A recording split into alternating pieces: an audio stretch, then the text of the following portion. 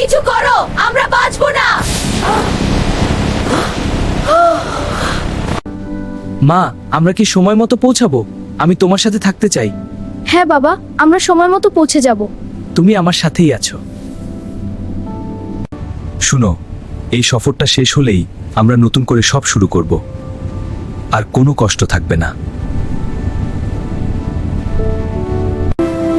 আজ একটু তাড়াহুড়ো করতেই হবে, দেরি হয়ে গেছে।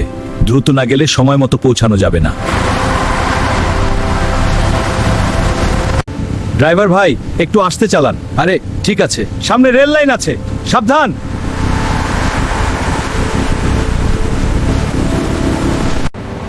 গেট খোলা আছে, মনে হয় ট্রেন আসবে না। দ্রুত পার হয়ে যাই।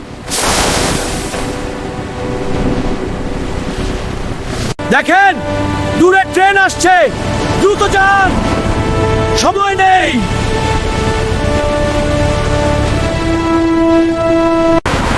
আল্লাহ, বাসটা বন্ধ হয়ে গেছে, এখন কি হবে? কেউ নামুন, খেলুন, কেউ নামুন, খেলুন, খেলুন, দ্রুত। ট্রেনটা খুব কাছে চলে এসেছে, কেউ বাস সরাতে পারছে না। আমরা শেষ।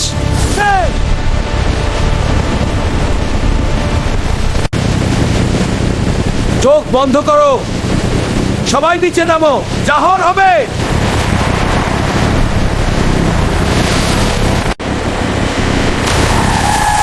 বাঁচাও, ধাক্কা লাগলো, সব শেষ হয়ে গেছে। একটা ভুল সিদ্ধান্ত, আর মুহূর্তেই সব শেষ। কেউ আর আগের মতো নেই। মা, তুমি কোথায়? একটু আগে তো আমার পাশে ছিলে। আমাকে একা রেখে যেও না।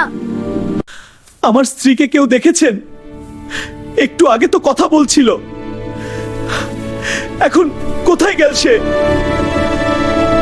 দ্রুত, যারা বেঁচে আছে তাদের আগে তুলুন, সময় খুব কম, আর দেরি করা যাবে না।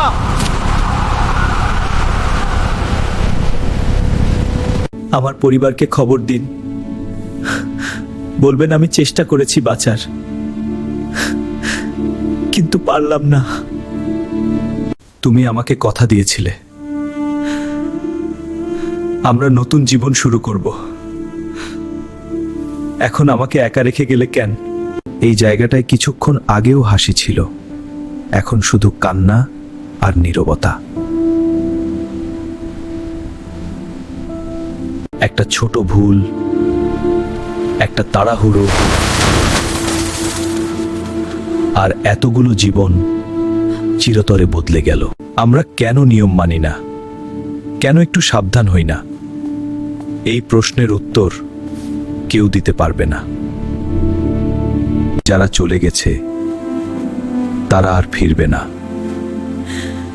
কিন্তু তাদের স্মৃতি আমাদের সারা জীবন কাঁদাবে। আজ যারা বেঁচে আছি, আমাদের উচিত এই ঘটনা থেকে শিক্ষা নেওয়া, যাতে আর কেউ এমন কষ্ট না পায়। একটা ভুল সিগন্যাল, একটা অসতর্কতা, আর আজ কতগুলো পরিবার চিরতরে ভেঙে গেল। তাই সাবধান থাকুন, আপনার জন্য কেউ অপেক্ষা করছে।